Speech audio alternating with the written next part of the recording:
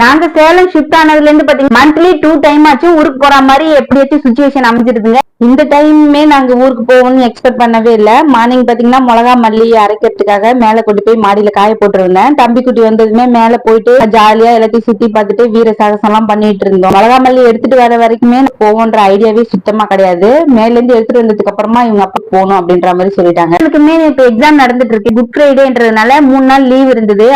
ஒர்க்குமே இருந்ததுனால நம்ம ஊருக்கு கிளம்பலாம் சொல்லிட்டு எல்லாருமே ரெடி ஆகி கிளம்பிட்டோம். போயிட்டு ஆபீஸ் ஒர்க்கும் முடிச்சு அப்புறம் பாத்தீங்கன்னா மண்டபடியும் இருந்தது. அந்த மண்டபடி ஒர்க்கையும் முடிச்சாச்சு. ஃபுல்லா ஊருக்கு போன வேலை எல்லாமே முடிச்சாச்சு. ஊர்ல பாத்தீங்கன்னா சரியான வெயிலுங்க, சுத்தமா தாங்கவே முடியல. அந்த அளவுக்கு பயங்கர வெயிலா இருக்குது. இதோட சண்டே மட்டும் தான் கொஞ்சம் ஃப்ரீயா இருந்தது. மதியம் லஞ்ச் முடிச்சுட்டு ஈவினிங்கா கொஞ்சம் மிளகாத்தூளுமே அரைச்சு எடுத்துட்டு வந்துடலாம் சொல்லிட்டு அந்த திங்ஸ் எல்லாமே எடுத்து வச்சிருந்தேன். அப்புறம் கருப்பு கவுனி அரிசியும் ரெடி பண்ணி வச்சிருந்தேன். அது எல்லாமே ஃப்ரை பண்ணி பேக் பண்ணி மில்லுக்கு அரைச்சிட்டு வரலாம் சொல்லிட்டு மதியமே ரெடி பண்ணி எடுத்து வச்சிருந்தேன். வெயில் அதிகமா இருந்ததுனால ஒரு 6 o'clock மேலேயே நம்ம போய் அரைச்சிட்டு அப்படியே ஊருக்கு கிளம்பலாம்னு சொல்லிட்டு பிளான் பண்ணிருந்தோம். ஈவினிங் 6 o'clock மேல போயிட்டு மில்லுக்கு அரைக்கிறதுக்கு போனோம். அங்க தெரிஞ்சவங்கன்றதுனால நீங்க வெளியிலேயே இருங்க, நானே அரைச்சு கொடுத்துறேன்னு சொல்லிட்டு அவங்களுமே அரைச்சு கொடுத்துட்டு இருந்தாங்க. அப்புறம் அவங்க அப்பா பத்தி நான் தூக்கி வளர்த்தேன் அப்படின்ற ஸ்டோரி எல்லாமே சொல்லிட்டு இருந்தாங்க. மிளகாத்தூளுமே அரைச்சிட்டு நல்லா கூல் ஆனதுக்கு அப்புறமா பேக் பண்ணிட்டு ஒரு 6:30 எல்லாமே வீட்டுக்கு வந்தாச்சு. திங்ஸ் எல்லாம் பேக் பண்ணிட்டு ஒரு 8 o'clock எல்லாம் வீட்டுல இருந்து கிளம்பியாச்சுங்க. அவ்வளவுதாங்க. இந்த 3 நாள் பாத்தீங்கன்னா ரொம்பவே பரபரப்பாவே போய் முடிஞ்சிருச்சுங்க. நம்மளுமே ஊருக்கு வந்தாச்சு. தம்பி குட்டியுமே எக்ஸாம் எழுதுறதுக்காக